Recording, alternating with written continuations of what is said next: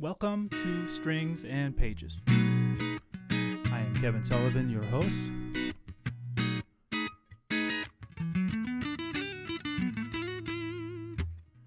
And today we are picking up where we left off. That is on the Rings of Hydra Great Escape, Chapter 10. 1-0, we made it. It's a dystopian fiction, non-AI fiction, written by human intelligence. It's kind of important nowadays, isn't it? Anyway, we are on Chapter 10. If we hear a little bit of background noise today, I apologize for that. But here we go. Chapter 10.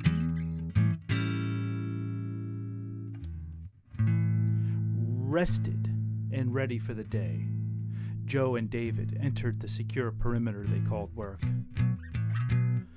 "Jesus, jumpin' Jehoshaphat," the boss said as the boys checked in. "What did you do to him, David?" David chuckled, the kind of laugh where someone who holds a position over you says something that really isn't funny. "I kicked his ass like I always do," David answered. "You couldn't kick the broadside of our cube," Joe snapped back. "I'm fine, boss. Should see the other guys." "Guys, as in plural?" the boss asked. "What did you do?"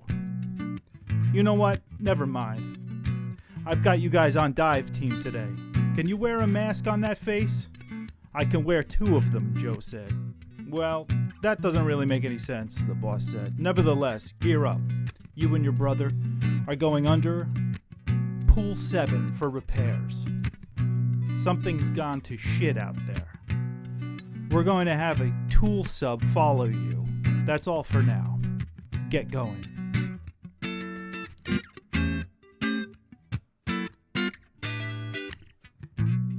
The Hagen boys stood on a metal gate in a foam cave around an opening in the floor that measured 8 square feet. This big hole was Pool 7's spot to enter the Pacific, and it was dark down there. There were lights right under the floor, and these did a decent job of illuminating the top 10 or so feet of water, but beyond that, it faded to black towards the ocean floor. Ring 2 was the second from outer ring. Encompassing a vast swath of oceanic real estate, Ring 2 measured nearly 1,500 miles at its outer radius. The spot where the lock was located was on the southern eastern quadrant of the ring, some 150 degrees west, just north of the Tropic of Cancer. The ocean was roughly 18,000 feet deep here. Both Hagens knew this. They'd been taught in school, and they were recently reminded by their job site course. Looking down through this little hole in the grate into the blue-black abyss was akin to looking straight into the Earth's soul. And right now, for what these brothers were about to witness, that soul felt as dark as the waters they would dive. It was time. David jumped in. Joe and David looked at each other, gave a thumbs up. "Can you hear me?" David asked. "Unfortunately, yeah," Joe said. David laughed in his mask, nervous laughter. "I'll go first." David jumped in. He could tell the ocean water was cold even through his gel suit. This was probably the only time a civilian would have the experience of wearing a gel suit, and the only divers who worked on the lock would get one. Soldiers wore gel suits daily, as they were effectively the most efficient form of clothing ever invented. They not only kept the wearer warm in cold environments, but cool in hot ones. They were a reflective form of camouflage, emulating the environment in which they were created. Gel suits covered the wearer's heat signature to some degree, as they also were a form of ballistic protection. They weren't cheap, however, and the GAD typically only outfitted their soldiers with them. This was one of the few exceptions. With the gel suit on, David felt the water was cold, but he didn't feel cold, rather quite comfy. The surface of the suit seemed to slide through the water like an eel's skin, frictionless. His movement came easy. In came another splash into the hole. From below, David watched his brother jump in. The bubbles rose, leaving a vivid image of an orange and pink diver, bright colors for high visibility, as his long yellow fins began to wave gracefully through the blue background.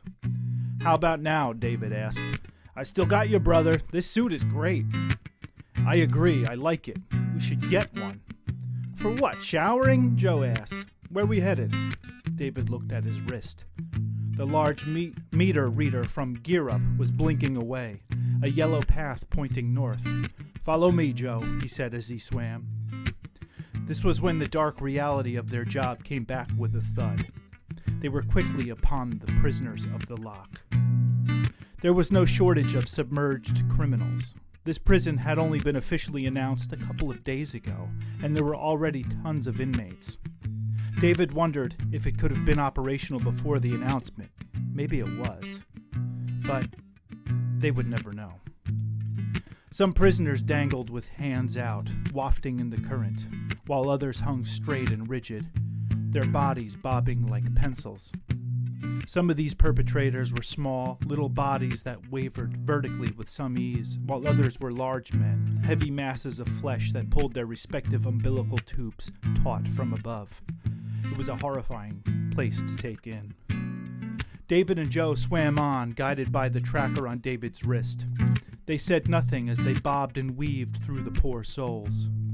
One caught Joe's eye as he passed. Her hair floated in a million blonde strands, each of which caught a glimmer of light from the ceiling.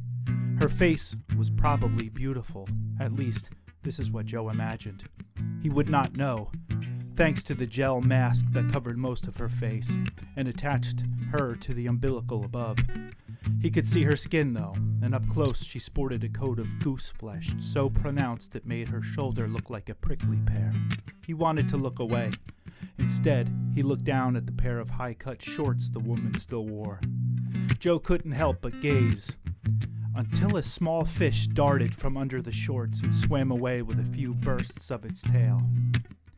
Joe screamed into his mask, reminding him of his swollen eye. "Joe, what happened?" David asked. "I saw something," Joe said, gathering himself. He took a deep breath. "It's okay. I'm okay." "You're good? We can go back if you need to. Your injuries give you a good excuse." Joe calmed himself, but he was also dealing with the ever-increasing realization that he was surrounded by the soggy living dead. These unfortunate souls may be alive thanks to the gases and chemicals being pumped into them.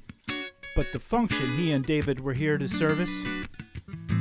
This was no way to live, not even as a prisoner, and even unconsciously. He wondered what the hell this young lady he had just passed, the one with the crotch rocket anchovies, could have possibly done to deserve such a thing. And knowing she was just one of many left a looming pit in the stomach. Did she kill someone?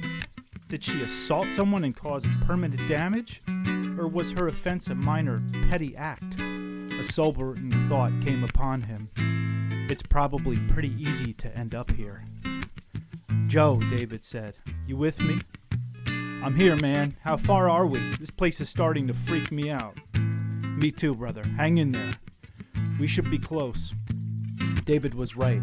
They were nearly upon the worksite location, and they weren't the only ones approaching it.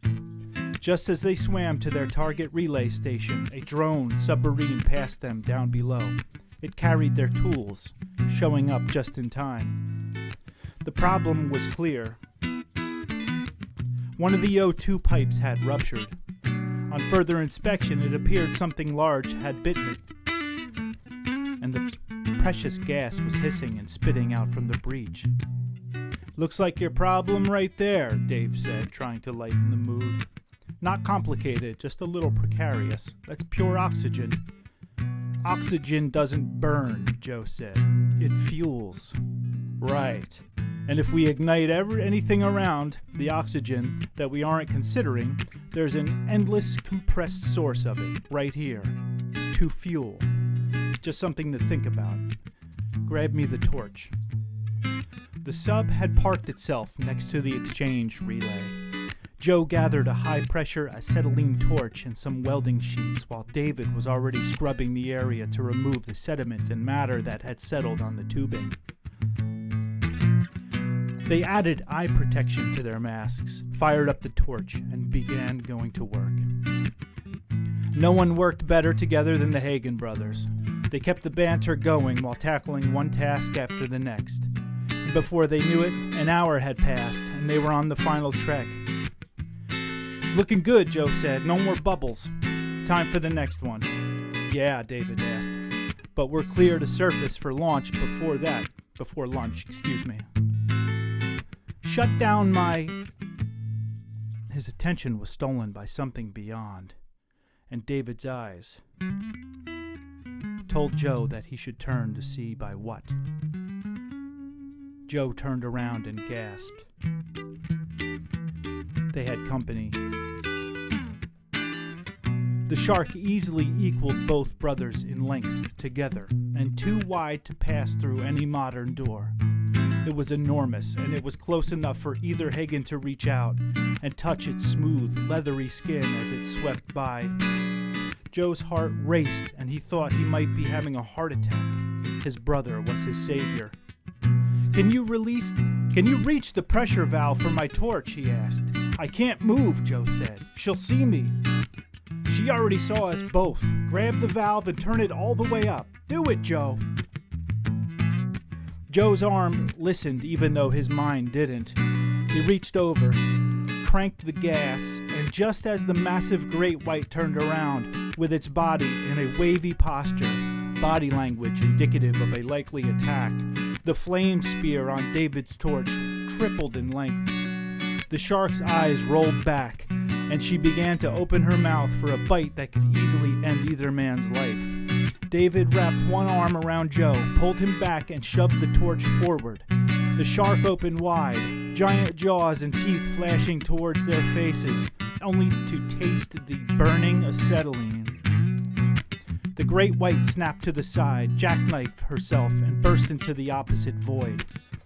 The pressure from this action blew the men back into the relay station they'd just repaired. "Grab the sub," David said. Joe was still fighting through panic mode, but successfully grabbed the handle on the sub's side. David grabbed the opposite handle with one hand and held the torch with his other.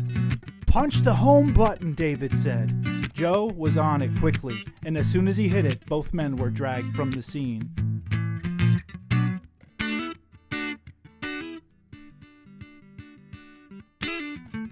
The tool sub wasn't very fast, but it was faster than they could swim. They would be back in minutes, and David was keen and sharp the whole ride. The current was strong against their motion, but they made up for it by kicking fins to go faster. Both men kept an eye on their six, thinking that at any moment a set of giant jaws would snap out of the darkness. 7 grueling minutes and a few hundred floating prisoners later, and the Hagen brothers pushed themselves onto the dry dock grate. They peeled off their masks, took deep, gasping breaths while looking at each other, then topped it off with a wet gel suit hug. "All in a day's work," Joe said. The radio came alive. "What are you guys doing down there?" Neither brother could help but laugh. After the brush with death, anyone watching the cameras could go scratch. This has been Chapter 10 of the Rings of Hydra Great Escape. Thank you for being here with me. You can check out any of my work at any time at kpsbooks.net.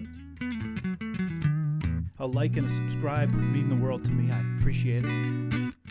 Love you. See you on the page.